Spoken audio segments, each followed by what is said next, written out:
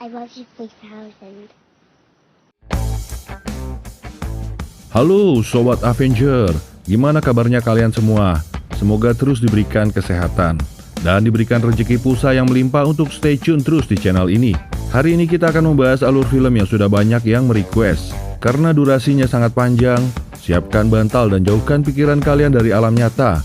Karena sebentar lagi kita akan menuju ke alam movie, tempat pertempuran terakhir melawan Thanos di film Avengers Endgame.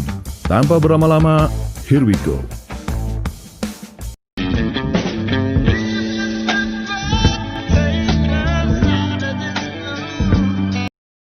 Di awal film, sang penembak jitu Clint Barton tengah bersantai bersama keluarganya. Barton mengajari anaknya Lila latihan memanah. Terlihat di sini Clint Barton masih merupakan tahanan rumah. Laura sang istri tengah menyiapkan makanan, sedangkan kedua putra Barton tengah asik bermain tangkap bola. Kemudian Barton menyaksikan Lila menembaknya tepat sasaran. Dia dengan bangga memberi selamat kepada putrinya, memanggilnya Hawkeye. Saat Lila pergi untuk mengambil anak panahnya, Laura memanggil mereka untuk makan siang. Dan ketika Barton memanggil putrinya, dia menemukan bahwa putrinya telah hilang. Peristiwa ini terjadi tepat bersamaan dengan Thanos menjetikkan jarinya, menggunakan kekuatan Infinity Stone untuk menghapus setengah makhluk di alam semesta dalam sekejap. Melihat semua keluarganya menghilang, Clint Barton tidak bisa berbuat apa-apa selain jatuh dalam keputusasaan. 22 hari setelah jentikan jari Thanos, kita diperlihatkan Tony Stark yang tengah asik bermain bersama Nebula. Lalu Tony membiarkan Nebula memenangkan pertandingan dan menunjukkan rasa hormat kepadanya dengan berjabat tangan. Kemudian terlihat Tony Stark pergi ke depan kapal dan mulai merekam pesan untuk Pepper Potts melalui helm Iron Man. Tony Stark menceritakan tentang dia dan Nebula menggunakan kapal Benatar milik The Guardian of Galaxy yang hendak pergi dari planet Titan menuju bumi. Namun di tengah jalan kapal tersebut mengalami kerusakan akibat pertempuran mereka melawan Thanos. Kini, Stark hanya mempunyai waktu 48 jam sebelum Benatar kehabisan oksigen. Kapal tersebut terdampar di suatu wilayah luar angkasa, 1000 tahun cahaya jauhnya dari Indomaret terdekat.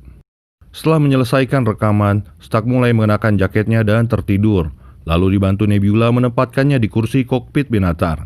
Saat tertidur lelap dari kursi selama berjam-jam, Tony Stark merasakan cahaya mulai muncul menyinari wajahnya. Kemudian terlihat sesosok wanita berada di luar kapal Benatar. 23 tahun setelah pertempuran di laboratorium Marvel, Kapten Marvel memutuskan untuk kembali ke bumi setelah menerima panggilan darurat dari Nick Fury sebelum menjadi abu. Lalu Kapten Marvel atau Danvers memutuskan untuk membawa Stark dan Nebula beserta kapal Benatar pulang ke bumi, tepatnya ke New Avenger Facility. Disambut para Avenger tersisa dan Pepper Potts, Tony keluar dari Benatar dengan tubuhnya yang kurus dan lemah. Tony Stark dengan emosional memberitahu Rogers bahwa dia tidak dapat menghentikan Thanos, yang ditanggapi oleh Rogers dengan mengatakan hal yang sama. Tony Stark juga menyesali tentang dirinya yang kehilangan Peter Parker sang Spider-Man. Pepper Potts menyambut Stark dengan perasaan yang khawatir. Rocket juga bersedih bersama Nebula atas menghilangnya rekan-rekan The Guardian of Galaxy. Di dalam markas Avenger, ditampilkan slide gambar tentang korban yang menghilang. Steve Rogers memberitahu Tony Stark bahwa mereka telah memburu Thanos selama berminggu-minggu. Stark lalu dengan sangat marah menyalahkan Avenger yang terpecah belah sebelum mereka dapat mengantisipasi serangan Thanos. Dalam diam mereka semua seperti setuju perkataan Tony Stark. Avenger selalu dapat mengalahkan musuh mereka ketika bersatu, baik itu invasi Chitauri di New York maupun serangan Ultron di Sokovia. Tak lama dari itu, Tony Stark terjatuh pingsan. Dia lalu diberikan obat penenang oleh Dr. Bruce Banner. Singkat cerita, mereka kemudian mengetahui keberadaan Thanos berkat Nebula. Dan ditambahkan Rocket yang mendeteksi ledakan energi yang terjadi 2 hari yang lalu. Ledakan energi yang sama saat Thanos melakukan snap atau jentikan jari. Di saat mereka hendak bersiap menyerang Thanos, Dr. Banner mencoba berpikir realistis dengan personil Avenger yang tersisa. Dan dengan membandingkan kekalahan mereka di perang Infinity War yang terjadi di Wakanda, kini kesulitan mereka bertambah 2 kali untuk bisa mengalahkan Thanos. Kapten Marvel lalu menjawab Banner dengan singkat, "Kan gak ada gue kemarin." Dibalas Kolonel Rhodes, "Ente kemana aja sis?" Lalu dijelaskan Kapten Marvel bahwa banyak planet yang tidak seberuntung bumi yang memiliki banyak superhero. Kemudian Thor mencoba mendekat ke Kapten Marvel. I like this one. Mereka pada akhirnya berangkat menggunakan Benatar. Sebelum itu Rocket bertanya, Who here hasn't been to space? Approaching jump in 3, 2,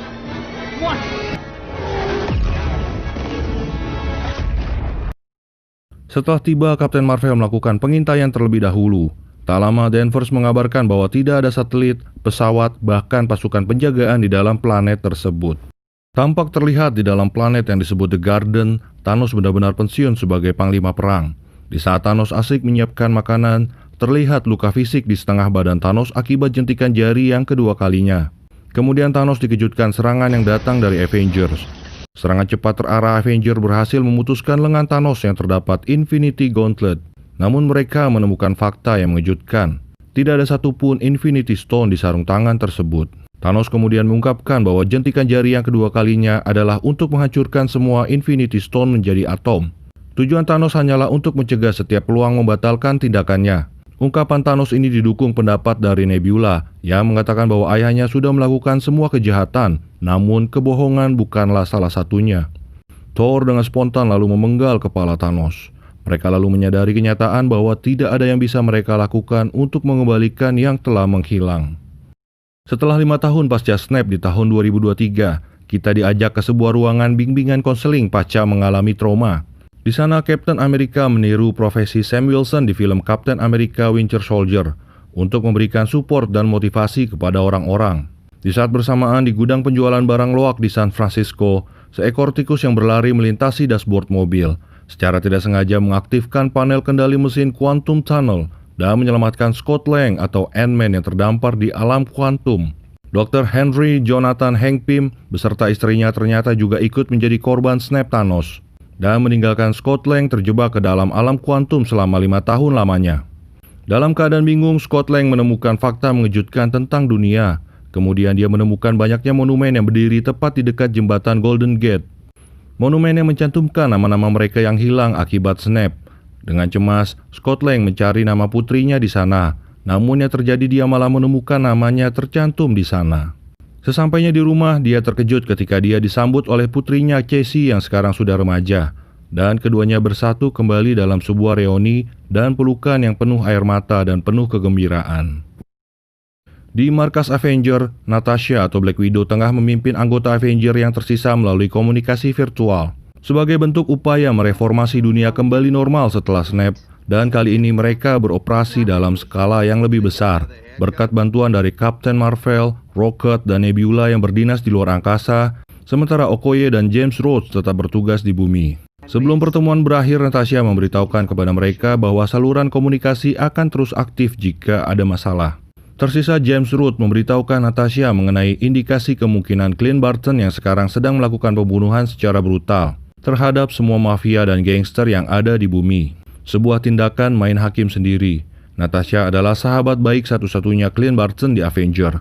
Natasha hanya takut tidak dapat menarik Clint Barton kembali ke jalan yang benar.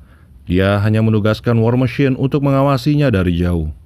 Tak lama dari itu, Steve Rogers datang di hadapan Natasha yang terlihat menangis. Natasha memperingatkan Steve akan melempar roti sandwich jika Steve memulai menasihatinya.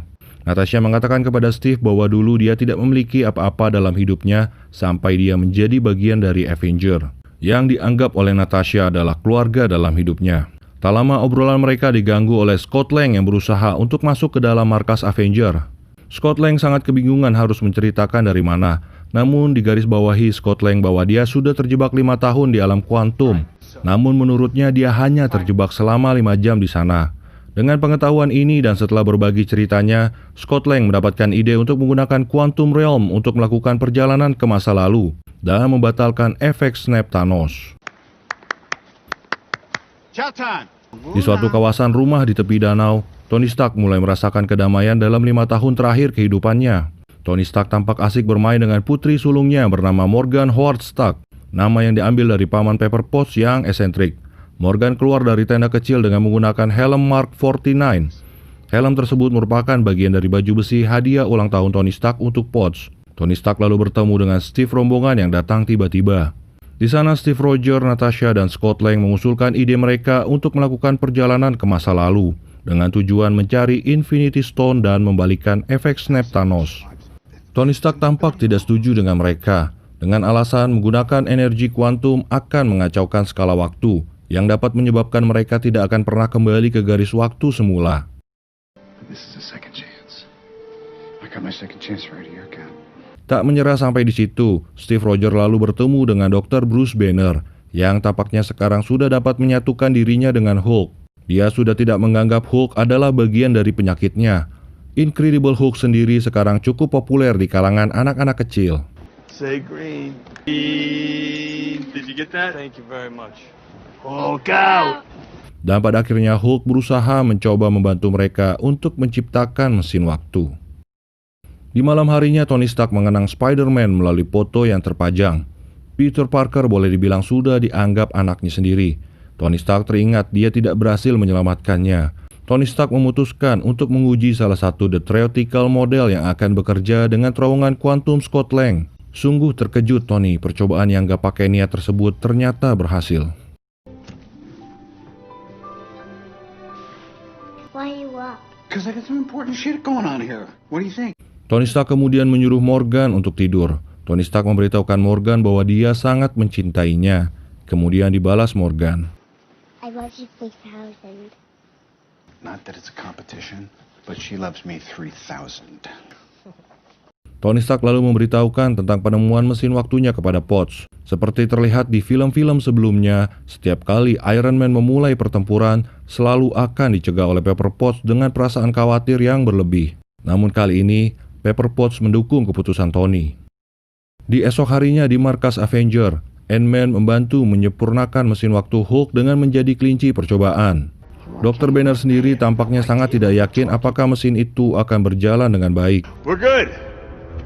Dan benar saja, efek mesin waktu tersebut tidak membawa Ant-Man pergi ke masa lalu.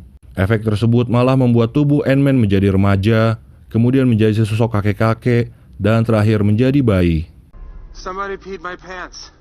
I don't know if it was baby me or old me. Steve Rogers yang sedang putus asa bertemu dengan Tony Stark. Tony dengan yakin menebak bahwa percobaan Hulk gagal. Let me guess, he turned into a baby.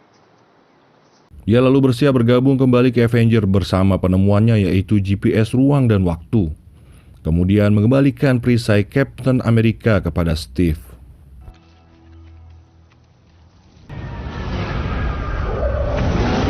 Karen Gillian sebagai Nebula datang bersama Rocket menggunakan Benatar. Disusul War Machine datang mengejutkan Scott Lang. Kemudian Hulk dan Rocket pergi menuju Tonsberg, kampung halaman rakyat Asgard. Tujuannya adalah untuk membawa Thor ke dalam misi. Mereka di sana bertemu dengan Valkyrie. Great to see you, angry girl.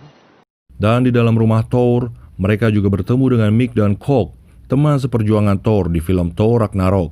Terlihat di sini Thor sudah menjadi gemuk dan stres akibat kekalahan mereka dari Thanos. Kini dirinya tidak mempunyai tujuan hidup. Thor terlihat seperti anak kecil yang suka bermain video game bersama teman-temannya. Namun pada akhirnya, Thor setuju untuk ikut bersama mereka. Kemudian di kota Tokyo, di tengah hujan deras, Clint Barton yang tengah main hakim sendiri dengan membunuh semua mafia di bumi, dijemput oleh Natasha, sahabat baiknya, dan meyakinkan Barton bahwa dia dapat mengembalikan keluarganya dengan proyek mesin waktu. Kemudian di saat mereka hendak menguji alat tersebut, Hawkeye menawarkan diri untuk menjadi sukarelawan dalam tes perjalanan waktu.